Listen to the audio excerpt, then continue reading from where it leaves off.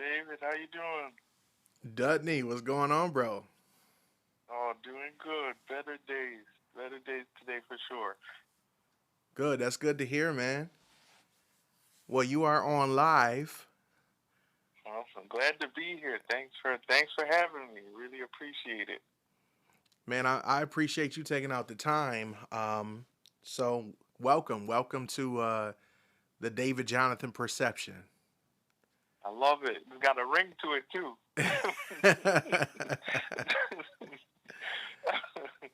So good. So good. Yeah. Thanks for having me. Glad to be here. Thank you, Absolutely. God. Glad to be here. Yeah, man. I first want to. I was reading your biography, and man, you've had your. I didn't realize you won an Artie Award. Yeah, a while ago.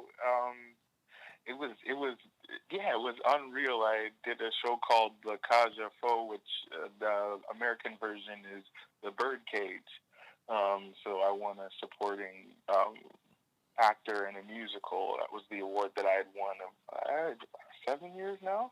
It's been quite a while, but yeah, I had won that, and since then I've been fortunate to have a few nominations for other projects, but that one was a yeah, Buffalo's been kind to me, man. Buffalo's been the theater community in Buffalo is just unreal.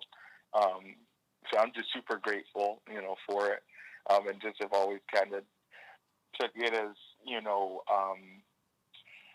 took that accolade or that achievement as a stepping stone to kind of get better and keep growing and keep pushing and try to get bigger roles and take on more responsibilities. So yeah, it's been you know Buffalo's just great. It's a great place to kind of get your feet wet and learn all you can, especially in the music industry. Oh God, yes. I want to read off your bio because some of these things on here I cannot pronounce, but Oh, okay, I got you. I'll read it and you just correct me if it looks like I'm saying something wrong. So Okay. it says that Dudney Joseph Jr. is a stage, commercial, and film actor born in Buffalo, New York, now based in New York City, and is represented by the DGRW Talent Agency.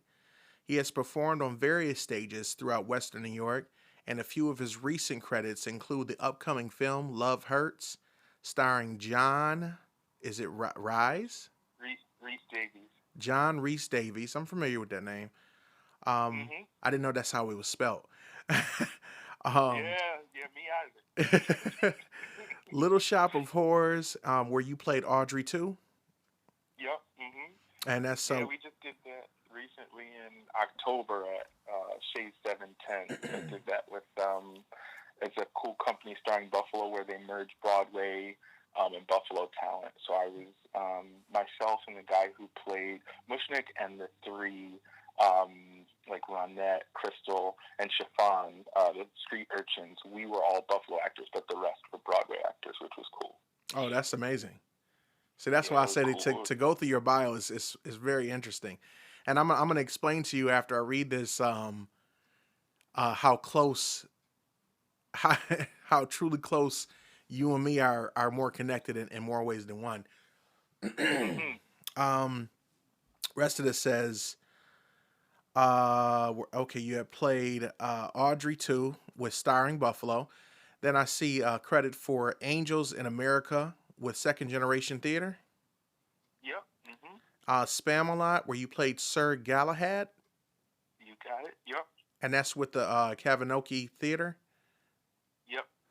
And In the Heights, you played Benny. And La Cage aux Foes, Yeah, La Caja Fo, La which is Cage the bird. Foe, That was the French, bird. Yeah. Yeah. Yeah. French. Yep. Yep. or you played Jacob. Yeah. And that was with Musical Fair, for which you won that Artie that we were speaking of for supporting actor in a musical. Yep. Yeah. That was it. And that is who is essentially Dudney Joseph. Yeah.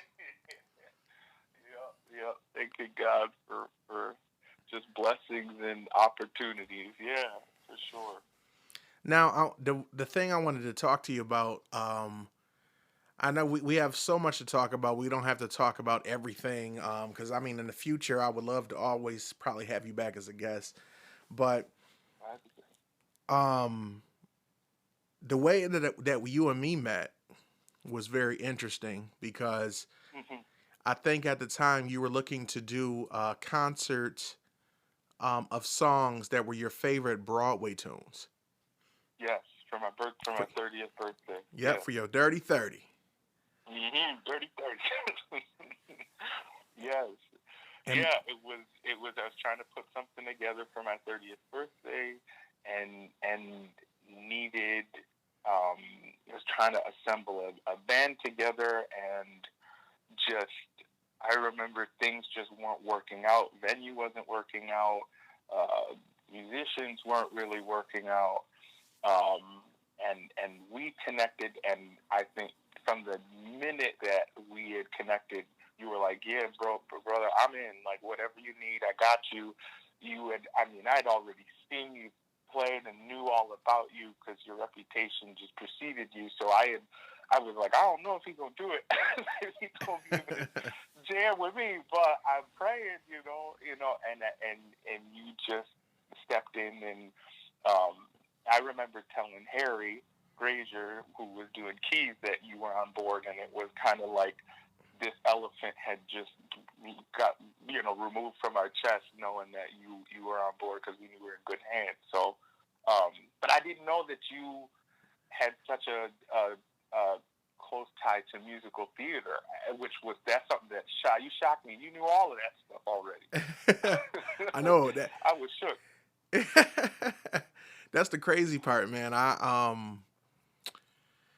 I that's why I say we're the relations of how even that turned out. That was supposed to happen. Linda Appleby, I guess, had told you that I was, that if you want to get somebody to do that, that's you should need to call Teaspoon. Yes, yes. And you know I was like, oh, cool. So when you as soon as you said you and me had a conversation and you said musical theater, I was before the rest of the details were laid out, I was already a yes. Hmm. Because my experience is I went to Arts Academy for high school, and we did a production of Little Shop of Horrors back in my sophomore year. That's wild. And I I was, with Arts Academy, they like to do a big as if it was a Broadway musical. At least at that time, so everybody was getting their feet wet on being like stage hands, back of house, all these different positions everybody wanted to get focused in. And here I am, the only drummer a part of this entire thing. So I had to read a lot of music. And I don't know, do you know George Davis? If face, if I probably saw his face, I would know. Okay, George Davis was a music teacher. He's a profound music teacher, but he was a music teacher at the time for Arts Academy, and he was the one playing the I'm about to mess up my characters. The big plant, Yeah, Audrey too. Audrey Yep. too. Okay, Hmm. and Yep. and so it's funny because then the fact that you played Audrey and just that swag that Audrey too has, Yeah. it's kind of like it's a confidence, like no taking no shit type. Yep. I Yeah. He just. I mean, the man is the plant. That role, I love that role because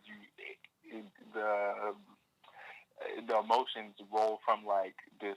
He's trying to be cool, and it's funny. He's trying to be cool and like be buddies with Seymour, and then he realizes that's not working, so he tries to bully him. That doesn't work, but then he goes back to being his friend, and he's so slimy that he ends up, um, manipulating him and trying to take over the world. I mean, the show is crazy, but it's fun to play that range of emotions and dimensions in, a plant. I mean, and the way they did it in normally, because that was one of the first shows I did when I came back to Buffalo years ago.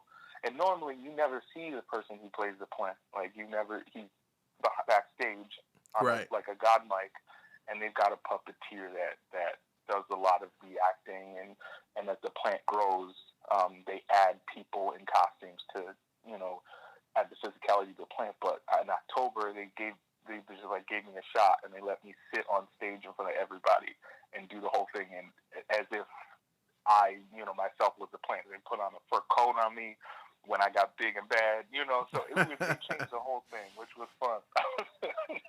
See, that's awesome, So man. That yeah, that is role was awesome. that role was fun. Now tell me a little bit about because some of these other ones on your bio I didn't get to check out. So please tell me about Angels in America. Give me a brief description of that.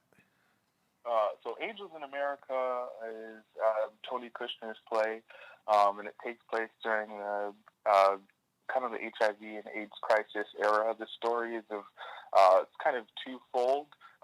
There's this main character, or Harper, who she's in a relationship. She's married. She's Mormon, but her husband is struggling with his sexuality.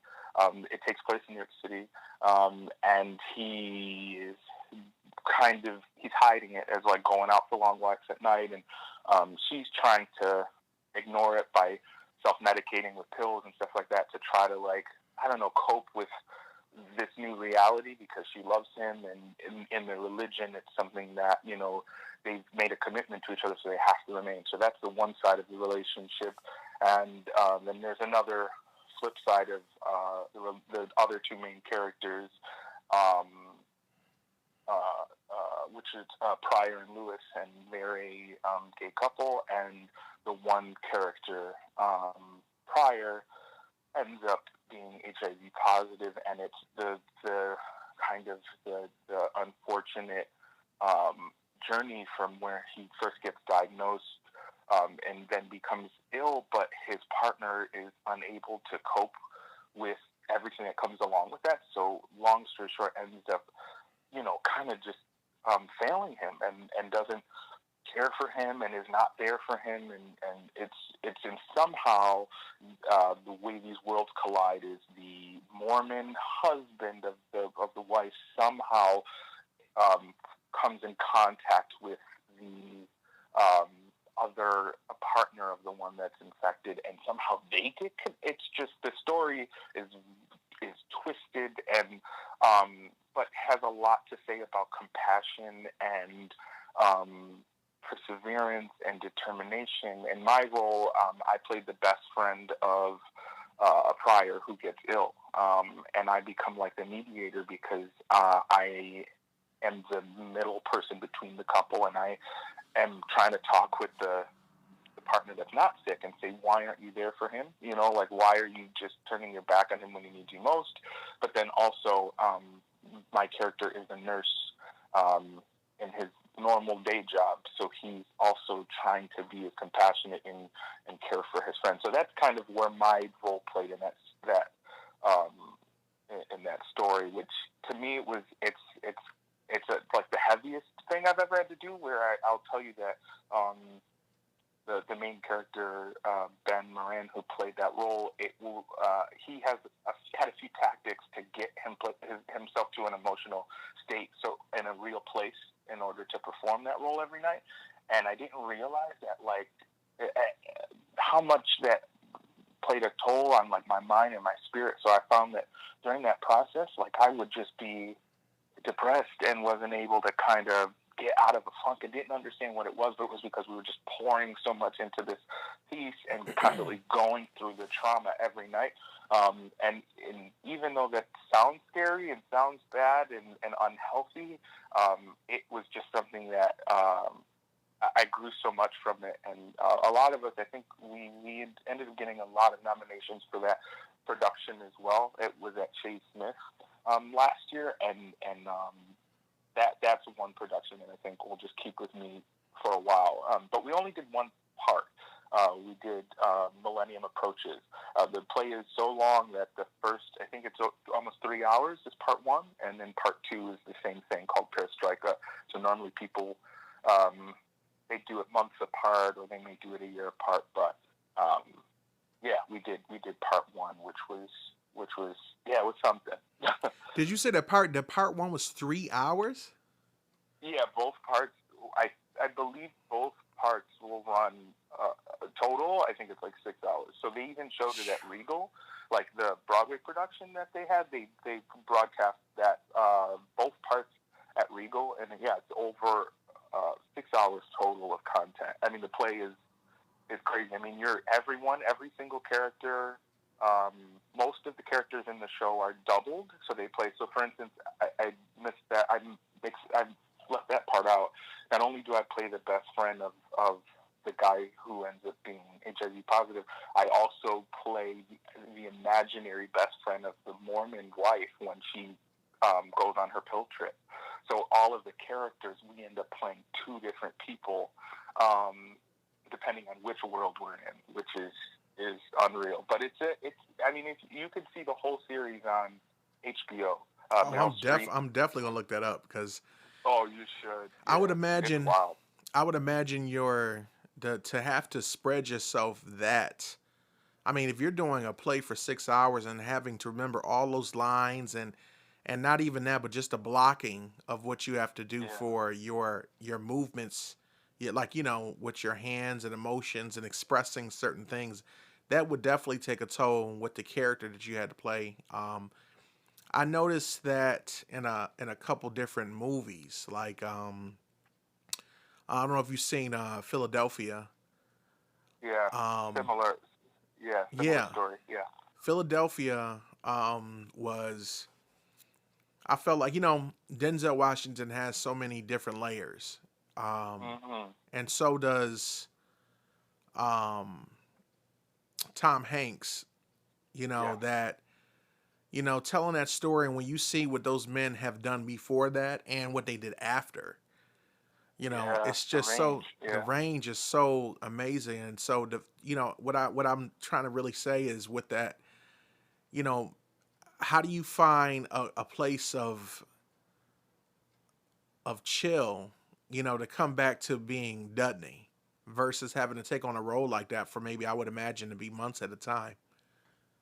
Yeah. Yeah. So we ran for 3 or 4 weeks, and we ran Thursday, Friday, Saturdays, 4 shows a week.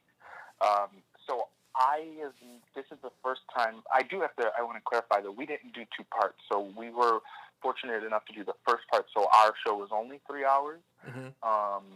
But even with that, I didn't. It's the first time, David, that I took work home.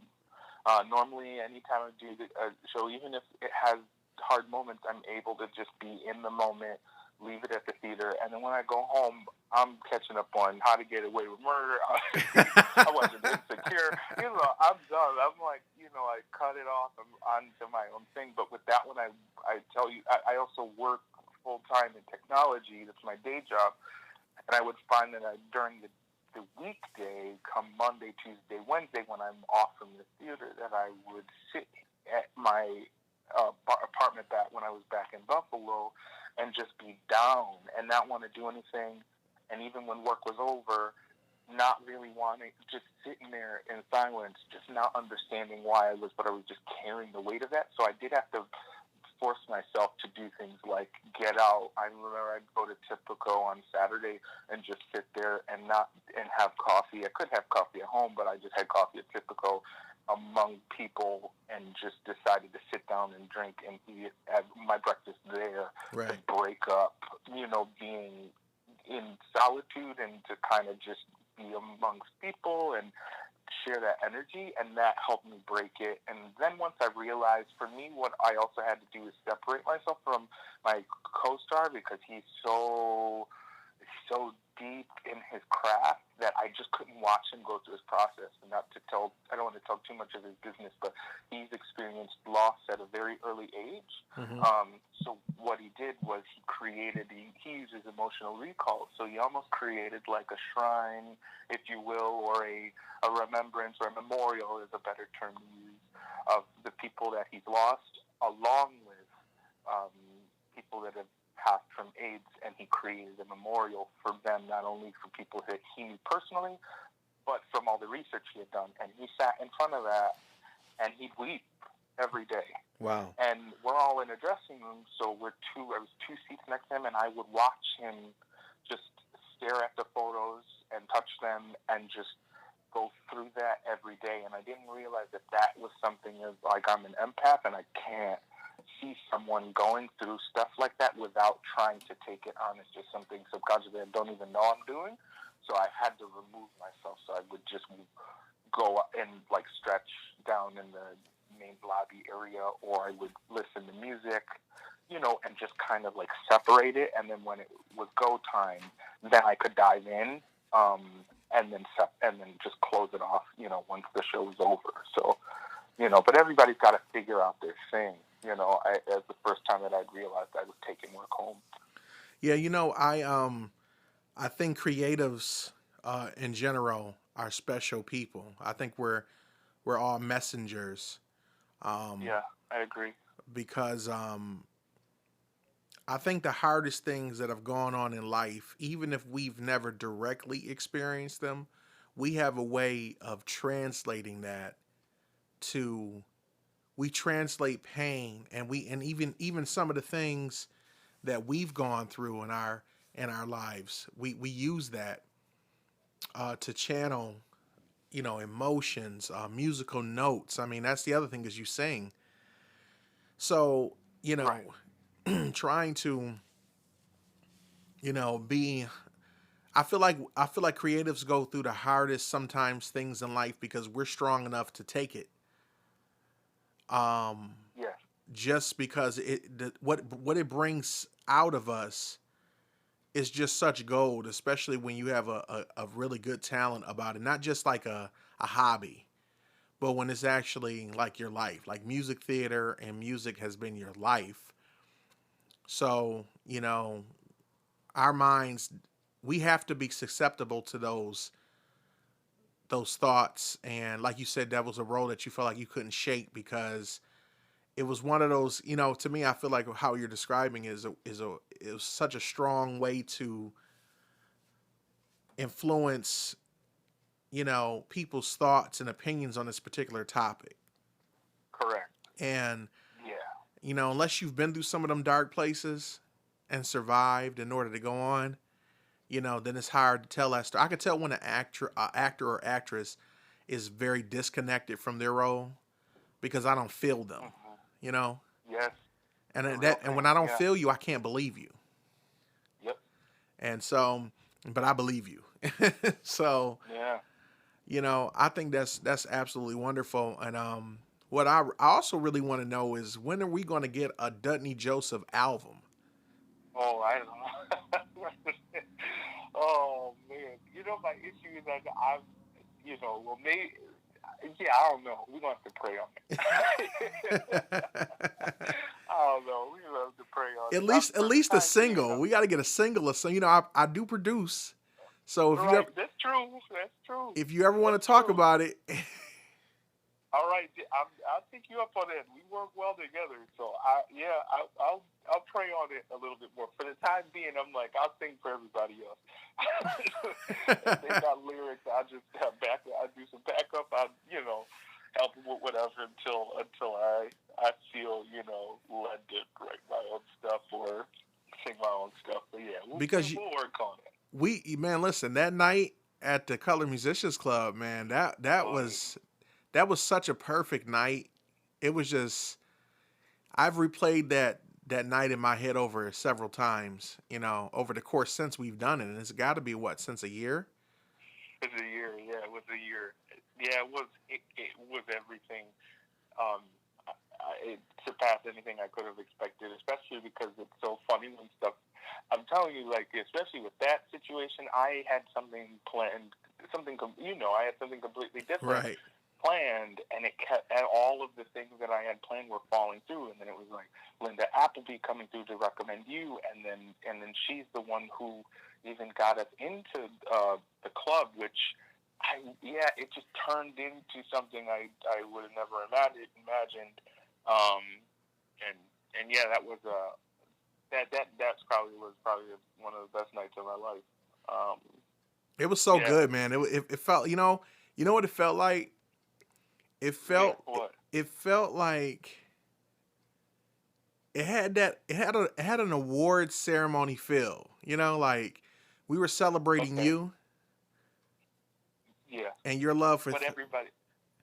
Yeah, I hope that everybody else too, because that's what I was hoping too. Is that like I felt like there was a moment where I could like sit back and watch everybody else shine, and like everyone witnessed like the talent of everyone in the room, and not just me, which was what I was hoping for.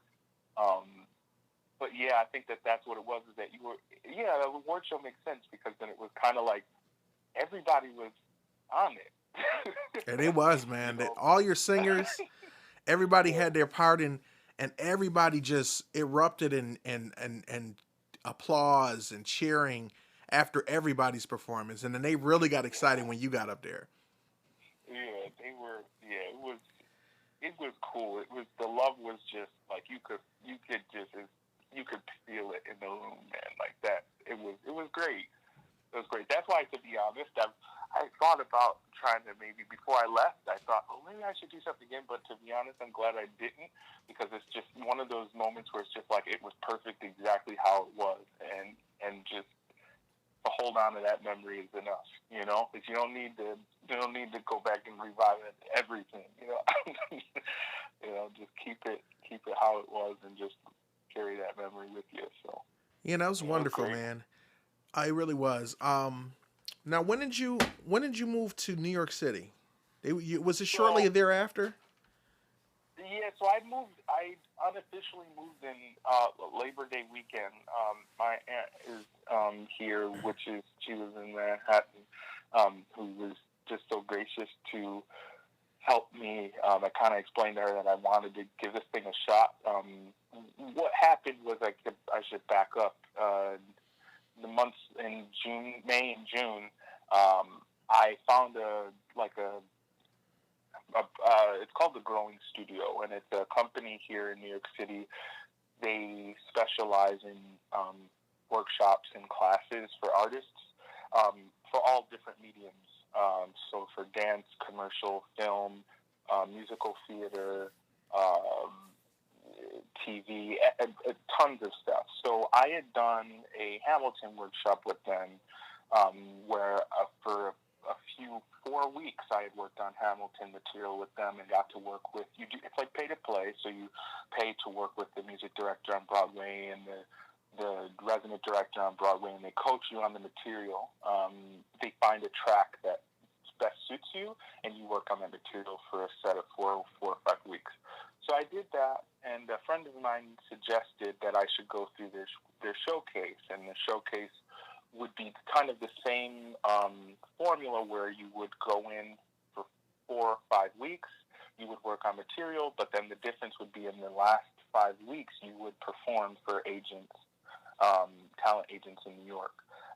So I prayed about it and really wanted to hustle. And being at the age of 31, I was like, you either have to do something now or just change your mindset and just be comfortable with the way your life is now. So anyway, I was a bit crazy, David. I would work Monday from home. I would get on the Greyhound bus at midnight, and I would travel from Buffalo to New York City. I got my job to give me temporary access to the office in Manhattan, so I would go straight into the office at like 8 in the morning, and then I would work 8 or 9 in the morning till 6. I would go to the workshop rehearsals from 7 to 10, and then I would take a midnight bus back from New York to Buffalo, sleep in the morning, and then I would perform. I was in a show called First Date at Musical Fair at the time. and I would perform that Wednesday night, Thursday, Friday, Saturday, 2 shows on Saturday, Sunday, and then do the whole thing again on Monday. I did that for 4 weeks. Holy God. Yeah, and that was like my test. It was hard, but that was my test on whether or not I wanted it or not. And so anyway, I did that, and I ended up getting a lot of great feedback, and I had, God bless me, so I had an opportunity to choose which agency I wanted to be represented by. We ended up being seen by 12, and then I got called back for 7, and then received 6 offers. That's amazing. And then I was able to pick from one, and I don't take that lightly, because I think that was just God that allowed it to happen that way, But since I signed, I had to move. So Labor Day weekend, came here, stayed with my aunt, and then finished a few shows back in Buffalo. That's why I was able to do Little Shop in October, because I was here, but then went back to Little Shop, and then came back here and had been auditioning ever since. So, so that's kind of been my I was testing the waters and kept my apartment back in Buffalo, but then after the holiday, I did a show at Kleinhans. I did Midsummer Night's Dream at Kleinhans in January, and decided at that point that would be it. So I gave up my apartment, moved all my stuff at my parents' house in the basement, and officially moved here in February, and then started looking for an apartment here to make New York my home full time, and stop doing shows back in Buffalo. Yeah, man, I really have an affection for New York City. I've done some of those weekend warrior midnight bus rides myself on the mega bus. Oh yeah. And so you know. I know, man. I was trying to find my way in music, and when they said take the A train, I wanted to know what that felt like. You know what I'm saying? Okay. And, you know what I'm saying? I love that. And yeah, I got there, and some of my favorite songs had so many references to New York City. Like there's a song by, I want to say it's Bobby Womack, called Across 110th Street. Okay. And it goes, across 110th Street, see a woman that is so weak. I don't remember all the words, but I'll send the song to you after this is over. But it was about basically that you can have it all in the streets. It's a ghetto song about Harlem. Okay. And so I ended up eventually moving to New York City as well. For some time, I was living in. I first got there living in Brooklyn, and then lived in Jamaica, Queens, because it was cheaper. Yes. But just because it's cheaper, don't always mean it's better. So right. I lived down the street. I learned that. I lived down the street from the housing project where 50 Cent was shot. Oh, no way. Oh yeah. Oh wow. Right off of Sufton Avenue. Mm-mm. So it wasn't a story, I'll tell you that. Yeah, you better be. I went through that a few months ago. I had gone to go check out a place, and I had seen it.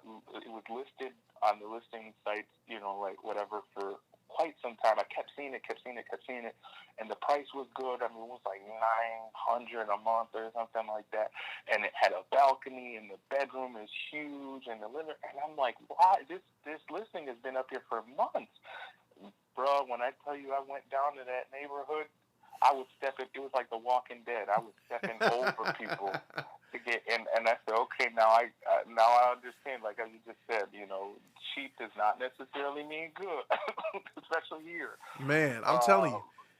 Yeah, so I learned that real quick. I moved there and was living off of Nostrand near the 2 and 5 train, and when I got there, the rent was very, very cheap at the time. This is a while back, and then they sent notices saying that the rent was going to go up by like $500. It was no gradual increase. It was, yo, by the way, next month we going up $500. Figure it out. It's crazy. And so, Yeah, so I was it's like, oh man.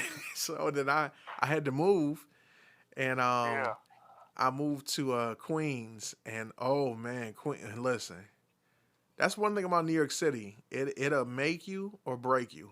It is that's yeah, the truth. But if you strong enough and you find your footing, like they say, if you can make it in New York, you can make it anywhere. And yeah, Buffalo definitely I felt like was a place to as a like you said like a launching pad. Um, yes, Part of me setting this up like I wanted to. I didn't want to dive right into talking about what's going on in New York City right now, um, mhm, because I wanted people to really know more about and I figured we would have time to dive into the whole everything that's going on. So I guess to cut to that, I know that you're just recovering from dealing with the COVID-19 pandemic.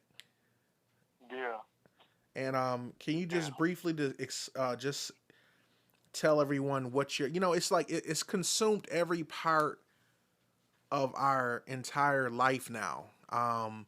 Between the yeah, facts, the fear, the news, what's real, what's not, who's died, who hasn't, and I would love to just hear what you had to go through and experience with dealing with that. How did you notice yeah. something was wrong?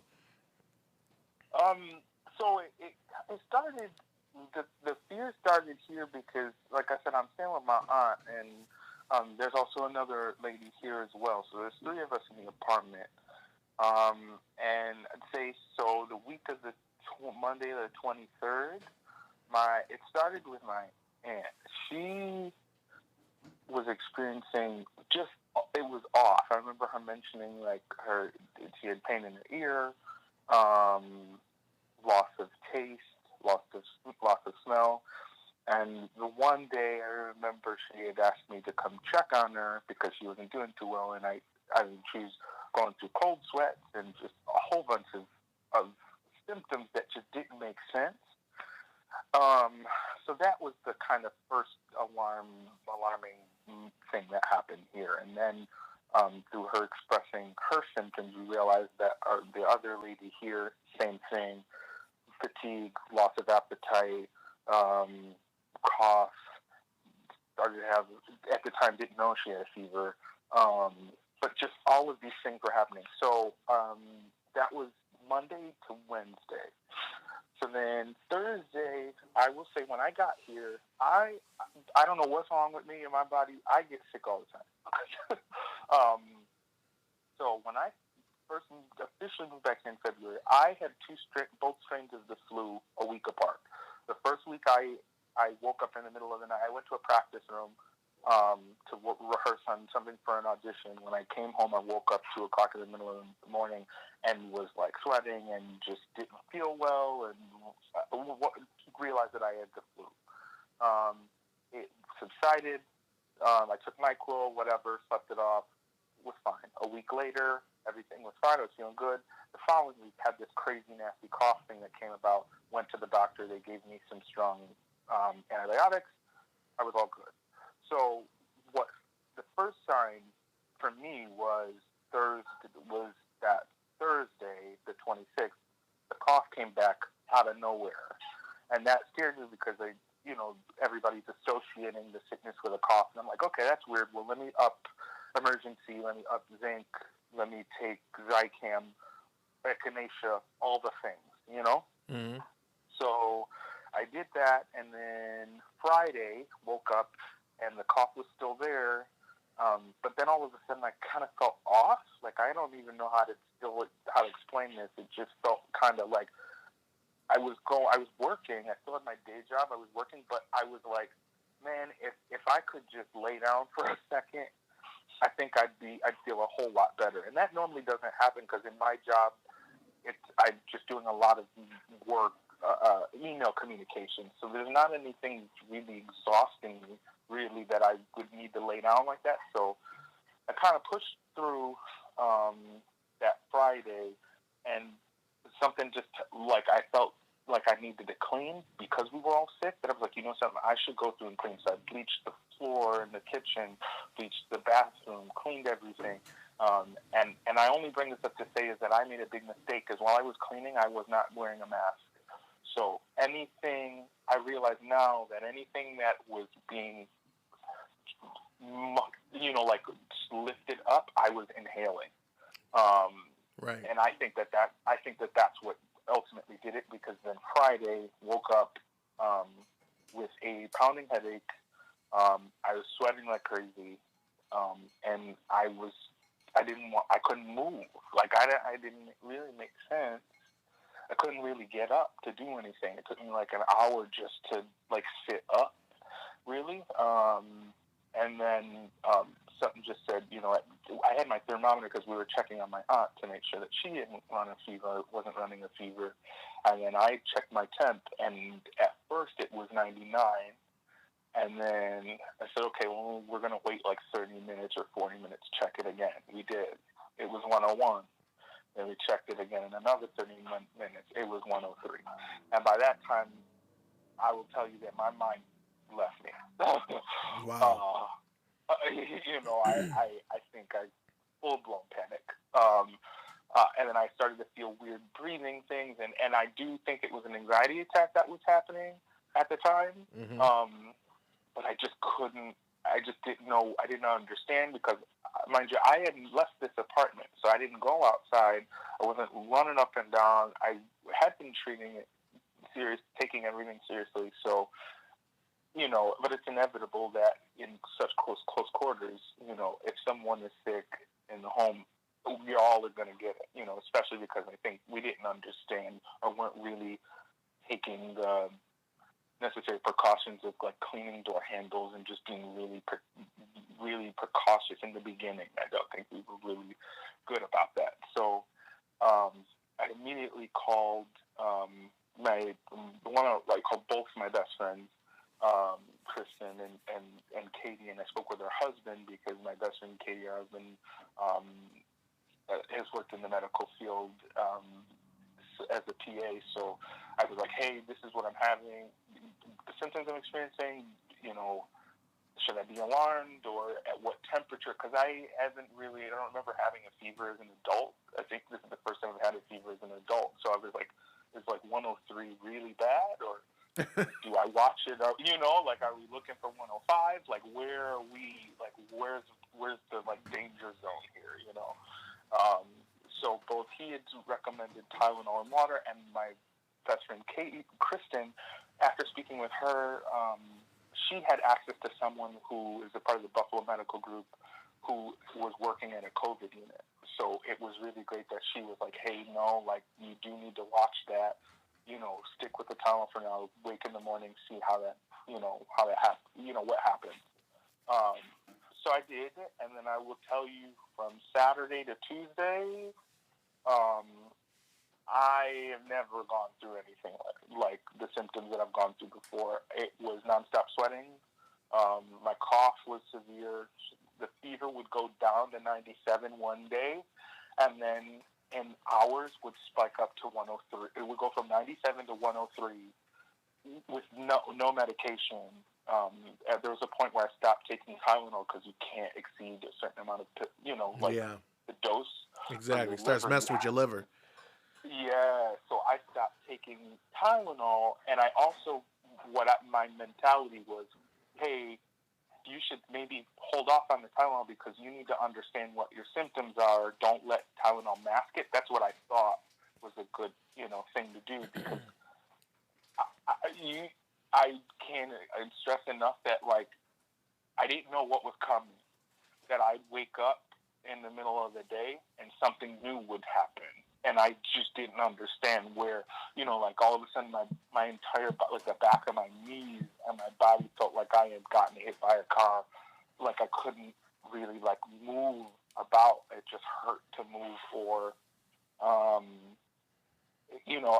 it just, the sweating thing was really bad for me because I just would sit here and I'm looking on my elbow and pools of water are collecting on my shoulder, not my elbow, my shoulder. Just pools of sweat is collecting, and I'm just sitting here. I'm not doing anything. So it was just like, what is my body going through? So Tuesday night, I went down. At that point, I did try to start taking Tylenol again because it just didn't know what else to do. And my aunt suggested to kind of stick with it. I have a doctor in the family too on my dad's side, and she said, "Hey, don't stay away from the Tylenol because it's not good that your fever keeps spiking up, and you don't want to keep it up there. So just use the Tylenol as much as you can to keep it down." So I remember Tuesday night I took it, so I felt okay. And mind you, I felt so fatigued that I couldn't even binge anything. I was not watching I wasn't watching TV, wasn't watching Netflix, and just like the flu or when you're sick, you get your ginger ale, your saltines. You don't feel like doing nothing. But this was literally it. I mean, I was just laying on my back, just staring at the ceiling for hours. Just not even having energy to get on my phone or my laptop and start watching something. So anyway, Tuesday night, I remember laying down, and then I felt like a band of tightness around my chest, and I was in the bathroom, and I didn't know what to do. I was going to try to take a shower, but at that moment, I was using I had my hands over the sink, holding up my body, I couldn't even stand, and I couldn't. And then on top of that, I couldn't breathe. And I was like, well, I felt this before, and it was anxiety before, I think. So just take a deep breath, calm down, don't lose your head about it. You'll be okay. So I kind of just tried to take deep breaths, relax. It seemed to pass, and then I went back to bed. Woke up Wednesday and called my primary back in Buffalo to say, hey, this is what happened last night. I feel kind of crazy with the breathing. I said, when I'm taking deep breaths, if you work out really hard, David, sometimes there's a sharpness in your breath. If you take a deep, deep breath, mm-hmm. I don't know if you've experienced it. That's what I felt, and I didn't understand what that was. I said, I don't think that should be happening if I'm just sitting down, being immobile. Right. I don't think that should be happening either. Yeah. So I'm trying to explain it to her, and I think the tough thing too is the whole thing I learned out of this is you've got to be your own advocate, because you know what your body feels like when it's feeling good.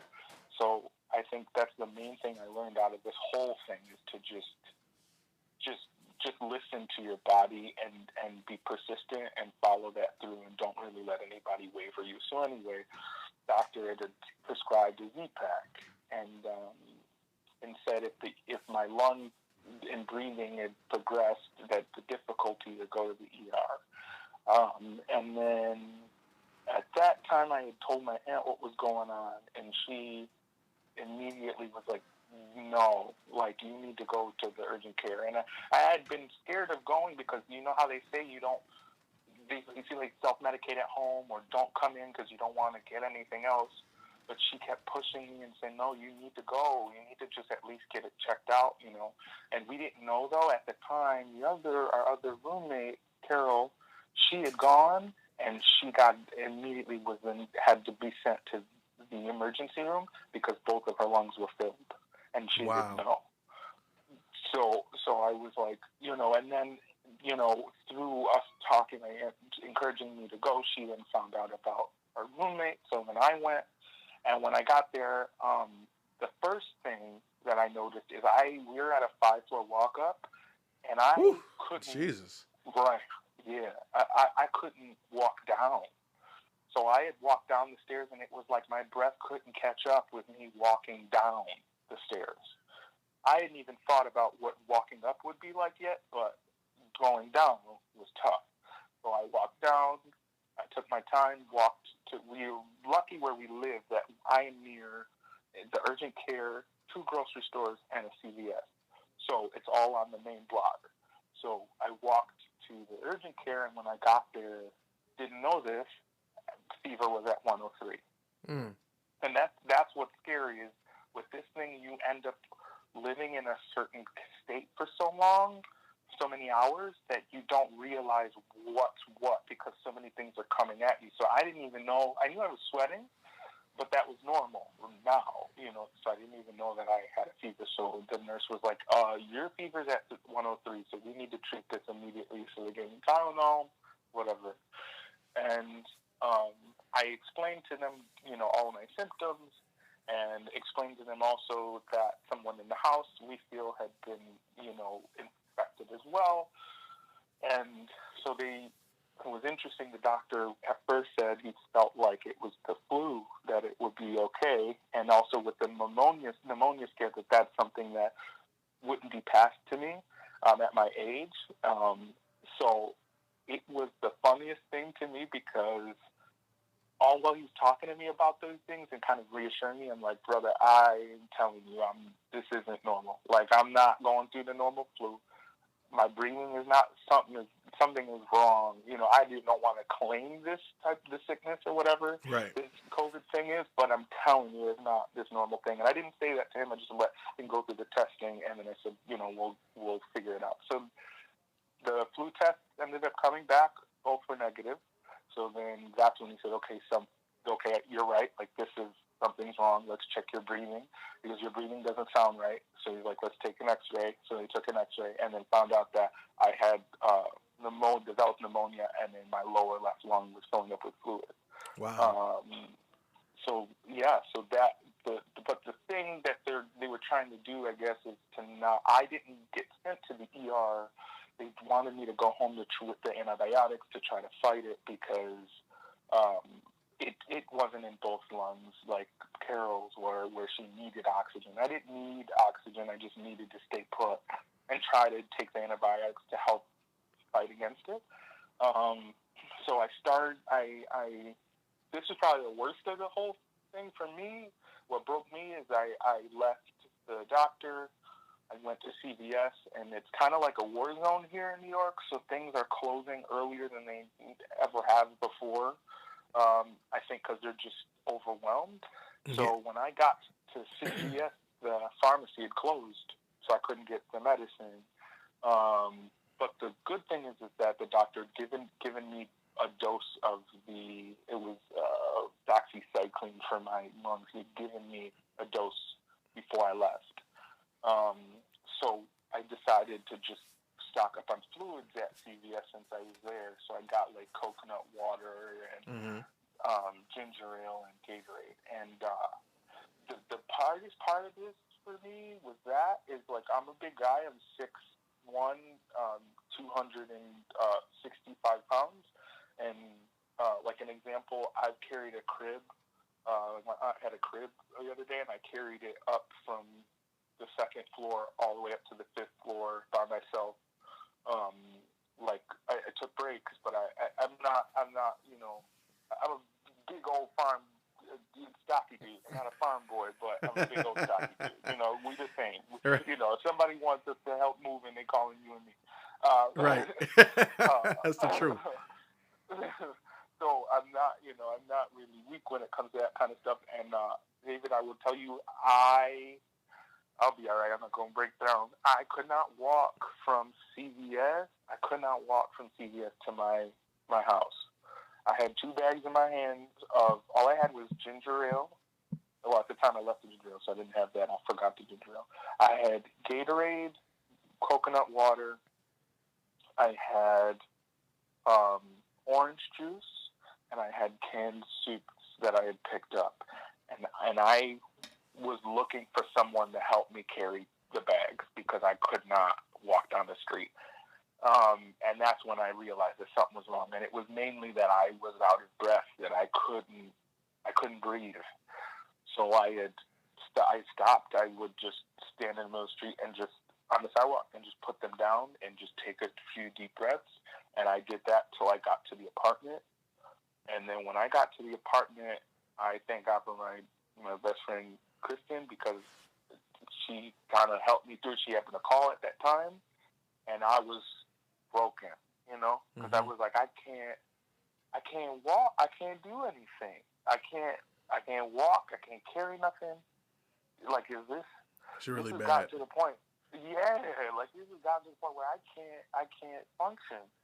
So she kind of talked me off the ledge there and was like, just take your time. Like you just sit there. So I called my aunt and said, I'm gonna be a minute. I just have to sit here for a second and catch my breath.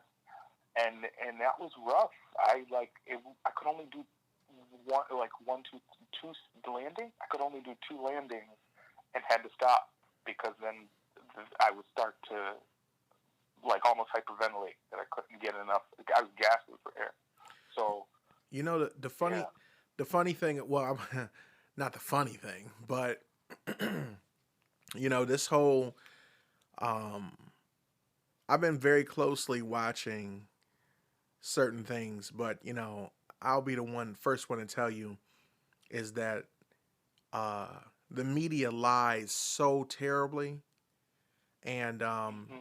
I have friends now who have defriended me off of Facebook Well, because of my strong opinions and beliefs about this whole thing. I know the media tries to throw at, and I'm sure I'm gonna get some backlash for the comments I'm about to say, but I ain't worried. I can take them arrows. Um, yeah, they at first, I remember watching the news and then on Channel Two, and I don't watch it as much as like watching it. I study what I'm watching because the media machine it pushes so many other things that cause people like we knew. I'm sure we knew back in '08. I remember watching a video Obama was talking about how we need to make sure that there's monies invested into pandemic researches for viruses, and mm-hmm. he was talking about coronavirus then and the importance of making sure that we are ahead of the learning curve on it, so that when you know things should arise, we can hurry up and quickly snuff it out. Yes, And to see how I feel like this administration has carried out, uh, even I mean, like you said, New York City is. I've seen pictures. I've talked to friends that I have living there, and you're somebody I know that actually is going through it or have went through it, and I just at first, like I said, the news was very, oh, this thing happened because what I remember is that the cruise line ships were coming over and they were keeping people on the cruises, quarantine there. quarantining the Yeah, cruises. So and at first I'm like, okay, this is gonna pass. They're mm-hmm. always pushing something. This will pass too, and then they were feeding this thing to people that it just came from bats, and Mm-hmm. I, as much as I could go with that and say cool, what I find interesting is that those people indigenous to that part of the world have been eating bats for thousands of years. You're so right. Yeah, yep, yep. So what killed me is like, okay, if you guys are or have been eating all types of at least weird to us, and Yeah, all exotic animals. Yeah. exotic animals, I've traveled quite a bit, man. I've been to over 2 dozen countries. Like I've seen how these people eat, and Yeah. some places you get to, there ain't no McDonald's, bro. You gonna have to eat Right. what they make you, and you have to find a way. Right. You gotta find a way to work around it. So you know, um, I me knowing that these people ate bats, or in Africa, it's a delicacy to have monkey brains. Yes. And parts like that was helping the spread of Ebola, or so they were saying. Um, and I thought that was so strange in the fact that these people who have been eating bats for thousands of years, all of a sudden now, the bats now are the ones spreading coronavirus. And I said something. There's a piece of the truth that's here that they're not letting us know.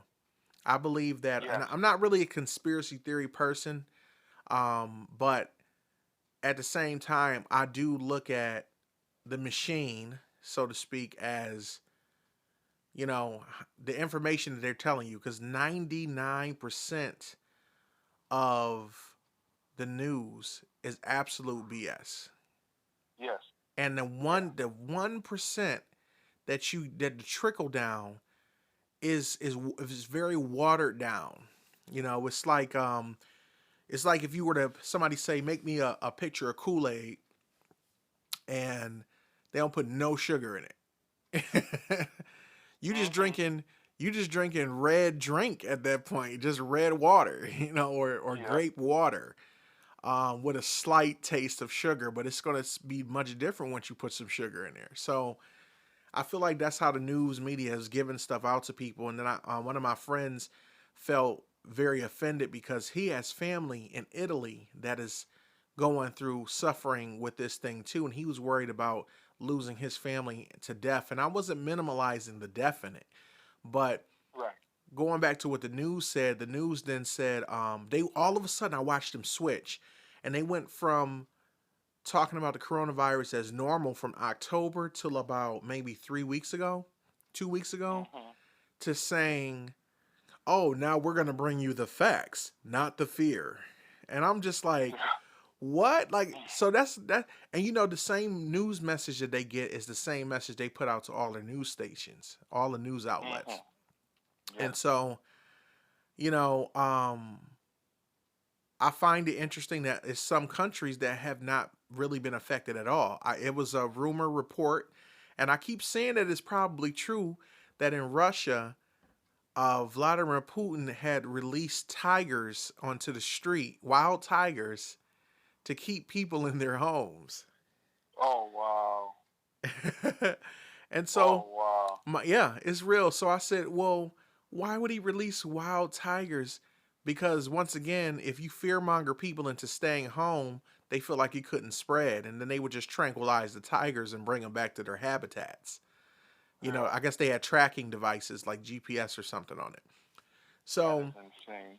and you would think that that's no, there's no way, but yeah, man, it's like this apocalyptic mentality is going on. The selfishness. This pandemic has showed me the selfishness of people and the rudeness, and the Yeah. disproportionate um resources once again available to minority people. Yeah. And Yeah. it's just like,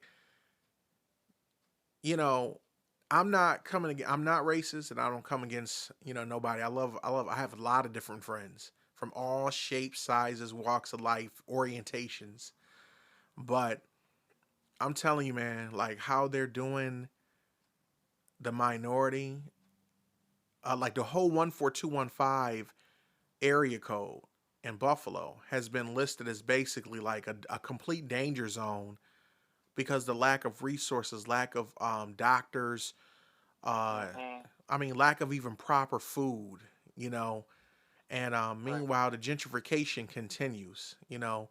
and it's just like nobody seems to. Every time we get in this country and start talking about race or anything that's race related, then all of a sudden, oh, here we go. It's about race again. Nobody wants to talk about that.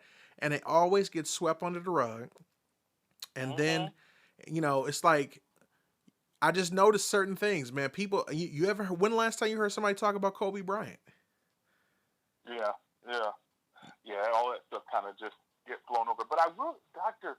I'm gonna mess up his name. The health advisor for the White House right now. He actually Dr. put something Fossey? out today. Fossey, yeah, he put out something, or I don't know when he said it, but I just stumbled across it today, where he said, right now we have to address, the gaps, in health and resources that are available to the African American community. We not only have to address it now, but then also when this is over, when we will get over this, we have to go back and revisit that because he said there's just that the scale is so uneven that's why you're seeing, like you said, like in the 14215 area, that's the highly concentrated area, because they don't really, it, they've just been, they've been let down and completely abandoned by the government, you know. And here, I will tell you the same thing. What I only had a glimpse of it here, which I don't associate it necessarily with race, but just well, it has to be, but I do think it's just based on location. Call it what it is, you know, where we're located. So the when I had gone back to get my medicine the next day, that Thursday, the pharmacy could only fill one of my meds, so I could only get one out of the two that I needed. You see what I'm saying? Was the first. That's the shortages. Right, right. And so I said, okay, well, you know, there's nothing on the pharmacist. You know, they're doing the best that they can. But it was just amazing that even in a crisis like this, where you know that there's going to be an influx of people that are ill that need medicine, that that there's no system in place to make sure that the supply and demand is met. You know, so that was Thursday. So I took the trip down to get the medicine and walked back. And then Friday, at this point on Friday, I called back in to say, hey, could you, you know, see if you could fill it with something else, because there's a Z-Pack I'm supposed to be on. I'm supposed to be on a cough suppressant. All of these things, I just don't want to get worse. So they were like, okay, yeah, we can come up with another alternative, and then we can deliver it to you, because at that point I absolutely couldn't walk again. I couldn't do the 5 flights again. And they said, we'll deliver it in 2 days. And I'm like, man, this whole thing is broken. This whole thing is broken. Thank God, you know, that I'm in a situation where I'm not dying, and I know everything was put in this perspective, because I have a friend, Steven, who was sick, and his story is going up there as well, which almost made me scared to tell my story, because he was on a ventilator, which I didn't have to go that far, and he was asleep for 5 days and didn't even know it. All right. Wow. And through those 5 days, his kidneys shut down, so now he has to deal with dialysis. Wow. So, and not to tell his business, but I mean, I think of people like him where, you know, that 1 day of medicine could have made a difference, you know. So I don't know. It's just scary to see how broken it is. And for me, I just think my friend Evan walked from New York. I met him out here through another mutual friend, Michael, who they've just been like brothers to me. He walked over 25 blocks and went to the CVS and picked up the medicine for me and dropped it at the door. And that I know that helped. You know, it helped with my recovery, that I didn't go backwards, because my cough had gotten to a point where I couldn't speak without, you know, breaking down. So I just, you know, I thank God for him. But it's scary to see how the system is kind of failing all of us. Really. And you know, the system has it has always failed us, bro. It has always failed us, and we're seeing it in a much more thorough way, because now the system's panties is showing. You know what I'm saying? Like, the slip is showing, and now people are like, oh, look at the slip. And there's so many other issues facing this, and then you got people who have died. And it's just like how 9/11 occurred. Like, you know, once this is over and we get to some type of normalcy, whatever that is, because kids can't even go back to school until September. Then, because right now you got a lot of parents who are ill-equipped to be teachers at home. You also got parents who never had to spend this much time at home with their children, and I've been noticing that the rate of abuse cases has gone up too. So, you know, with all these things going on, at some point that we do get a chance to reset, life going forward, just like when 9/11 did occur, it will never be the same. It will be some changes. I don't know how temporary or how long long those changes will occur. But I do know that anybody that's going through anxiety and depression, they're not talking about those numbers as much. You got to watch out for your friends that are going through that, because Yes. at this time, this is a very, to be isolated and not have much interaction. And for some people, getting out is the only chance they get to even touch the outside world. Otherwise, they're going home and dealing with these emotions alone, and that's going to make Yeah. suicides go up. Yes. Yeah. To So, break the cycle, that's the only way they can break that cycle. Correct. right. So, and they're telling everybody to hang in there, but at the same time, you know, the devil is a real thing, bro. And Yes. people might not Yes. think that, or and maybe don't people don't know him as the devil. Maybe they know him as the evil or some Mhm. kind of force. But those things are standing close by to try to either give you the option to go, well, everybody's sick, so why am I still here? Let me go on and take myself out. And that's what the system wants you to do. And I am very glad that you are you with us, and that you're still on the road to recovery and you're getting better. Um, Thanks, bro. Out of all the things that we talked about today, I know that once something happens where this is all at some kind of trend of normal, that you'll be back doing theater. All of my gigs, for the most part, have been canceled. My podcast, Mhm. ironically enough, was something I already had been working on.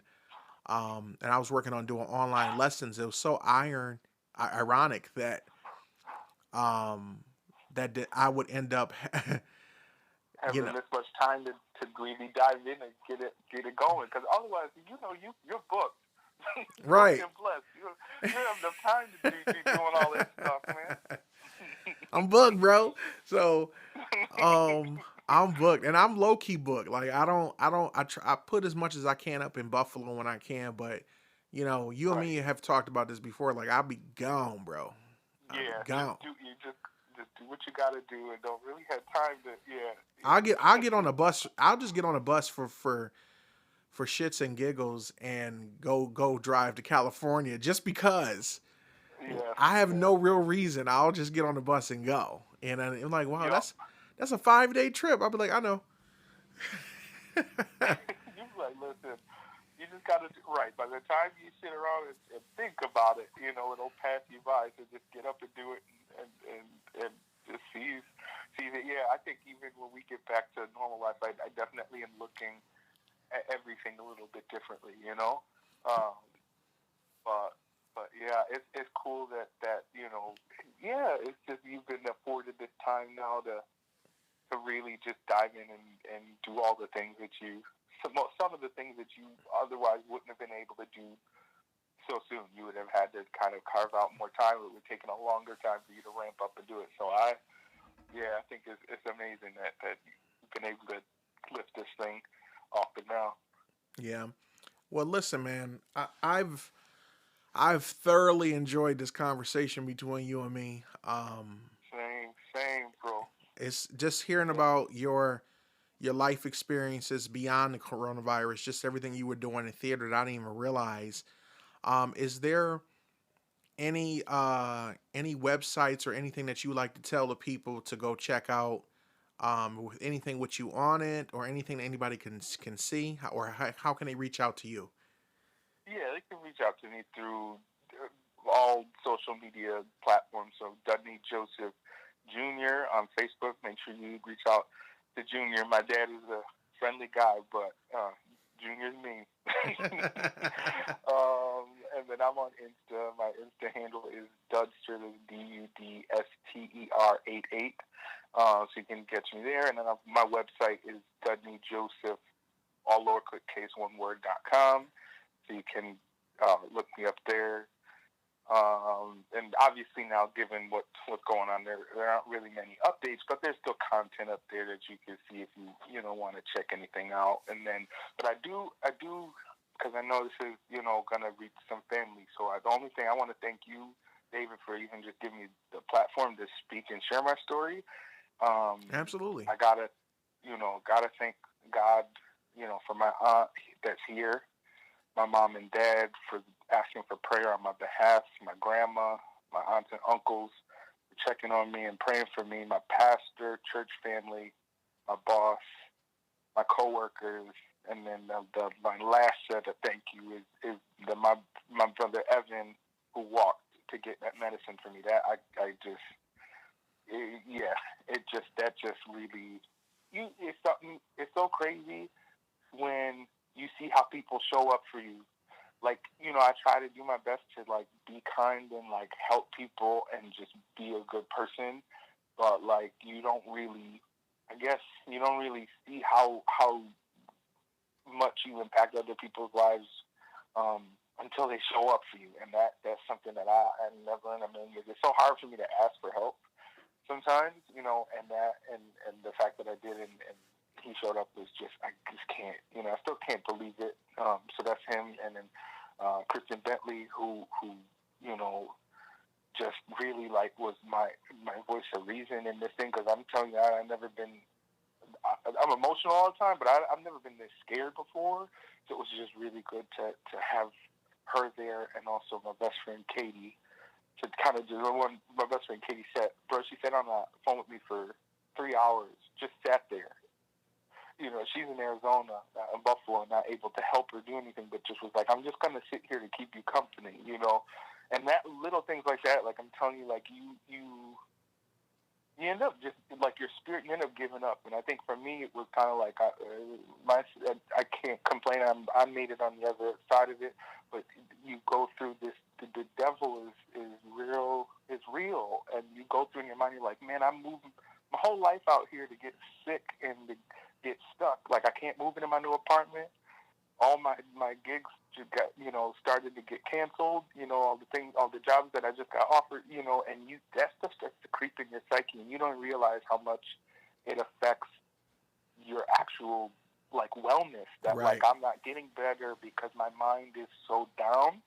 So yeah, I just think Katie, her mother, Scott, there's the other two people, Susan Droz and Carrie Droz. They helped me out so much. This woman, Susan, she's a costume designer in Buffalo. She ended up sending masks. She shipped masks up here for us to help. So it was so gracious. Carrie did that. I'm sorry. Carrie shipped masks up here. And Susan, her sister, was just there for emotional support for me. So yeah, I gotta shout out, friends and family and you for calls, texts, check-ins, and prayers, because that's without us being there for each other, like that's how we'll get through it. Just communication and just uplifting each other's spirits, and just trying to be there to help lift each other up. That's the only way we'll get on the other end of it. Yeah, man, we're resilient, man, and you always got a brother with me, bro. We had an instant connection, and you always yes, know did. me. Yeah, same. Likewise, brother. I'm here. Anything you need, I'm here. And as soon as it's all over, I'm gonna come up to New York City, and we gonna chop it up, Hey. and go out and do something fun, man. We got to get up, and I don't care what it is. I don't care if it's a turnaround trip for me. I'll just be glad to hang. And let's do it and jam out. I'm telling you. And jam all day. Come on. You already know the singers out here are no joke. Oh, I know. We need to plan a little concert or something out there when everything gets back to normal. So yes, sir. I love you, man. Love you too, bro. And I mean that from the heart. And my phone line is always available, bro. Anytime you call me, let me know. I'm there for you, man. And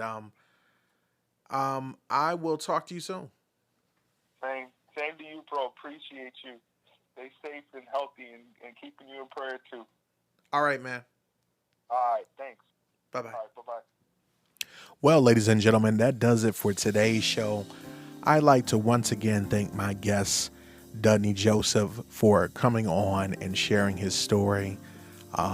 If you did listen to the entire interview, you'll understand how truly important it is for us to check on one another in these times. Check on your friends. If you have any friends that are going through anxiety or depression, if they're on any medication, just check on them. Pick up the phone and call. Let's not just do Facebook. Let's not just do Instagrams. This is a time for us to truly unite together and to check on each other's well-being.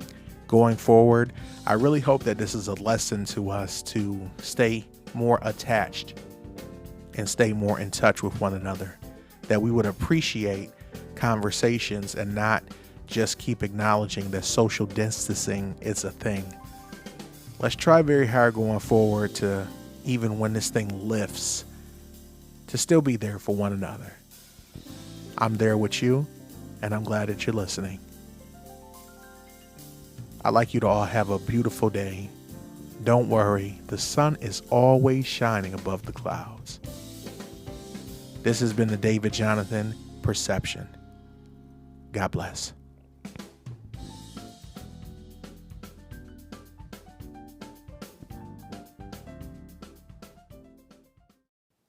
Thanks for listening, guys. Before I go, please remember to hit that like button and that subscribe button. Please, appreciate you. I do giveaways and things of that nature. Also, please follow me on Instagram at David Jonathan Drums. If you are interested in submitting some music to be featured, please go ahead and email that to teaspoon407@gmail.com. Once again, that's teaspoon407@gmail.com. If you are also interested in being a paid sponsor, please submit to that email address as well. Peace.